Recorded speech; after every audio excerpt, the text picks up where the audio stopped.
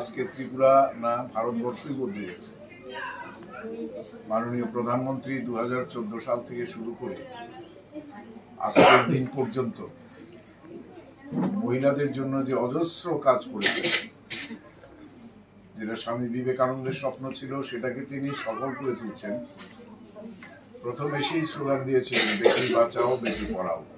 যেখানে ছেলেরা বিয়ে করার মতো মেয়ে খুঁজে পাচ্ছিল, অনুপাত মেয়েদের এত কমে গিয়েছিল, তিনি এসে কড়া আইন করে শাস্তি দিয়ে এবং পুরোপুরি নিষিদ্ধ করে আজকে মেয়েদের জন্মহার ছেলেদের চাইতে 1% বেশি।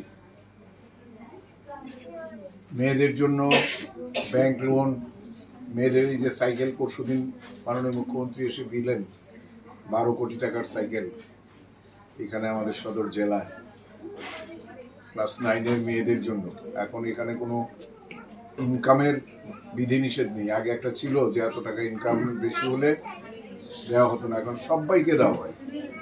যার অর্থ হচ্ছে মেয়েরা যাতে আসতে যেতে সুবিধা হয় এবং যাতে স্কুল বন্ধ না করে দূরত্বের কারণে, মিড ডে মিল এবং এই বাইসাইকেল দেওয়ার এটাই হচ্ছে অন্যতম কারণ।